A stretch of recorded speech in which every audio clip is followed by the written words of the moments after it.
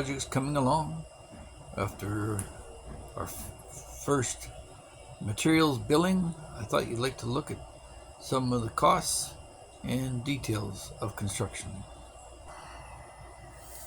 So we've got the rebar set in the slab sticking out, and the guys now are tying the different strands of rebar together using some wire to tie it all together. And this is quite a laborious process, but you want to make sure you got good reinforcement throughout your structure.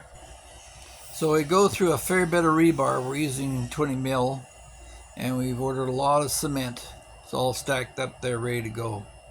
And we've got one of the guys over here working on the bench.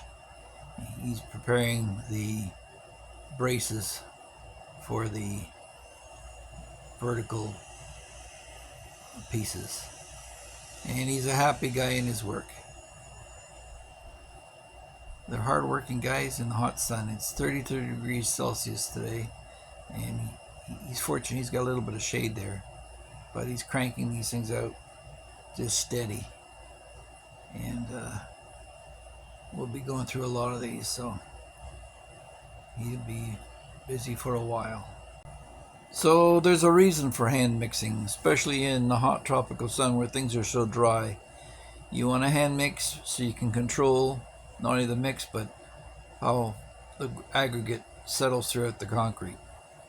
So this slab's now been poured and ready for the covering for the column. So it's a two-man job. They line it up. Actually a three-man job. There's a guy up top as well who's dropping the stuff over the rebar.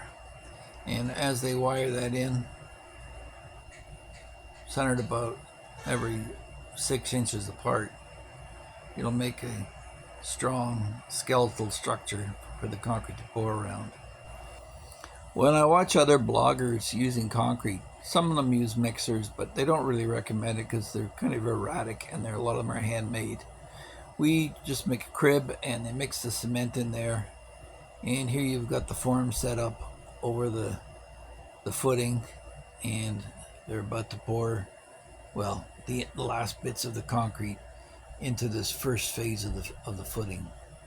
So it's a bucket brigade as they pass it up one to the other, and it ends up being dropped in the chute there. So in the hot sun all day long hauling concrete, I know what it's like, having built swimming pools in Canada. So the form's pretty well filled up for now for this portion. We'll let that settle and we'll move on to the next part. They mix up another batch and they're ready to go. Just soak it up, 3 parts gravel, 2 parts sand, and 1 part cement. Sorry, 3, 2, 1. It's 3 parts sand, 2 parts gravel, and 1 part cement. So there you go. 1 guy working, 4 guys watching. But you need the manpower ready to go. They really work themselves out, and they're tired at the end of the day. Just bailing away. You can see how liquid that mix is. So if you are thinking about building in the Philippines, this would be a good crew to have. We don't use any vibrators because that leaves all the aggregate at the bottom of the form and sand at the top. It's not a good mix that way. But it is quite a liquid mix. We don't want to have any problems with it later on with air pockets or anything like that.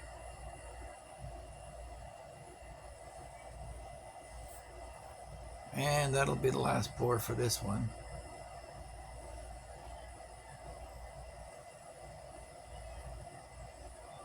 And we'll look at the pricing here of what the wiring costs and the rebar, and you've got your cement and gravel.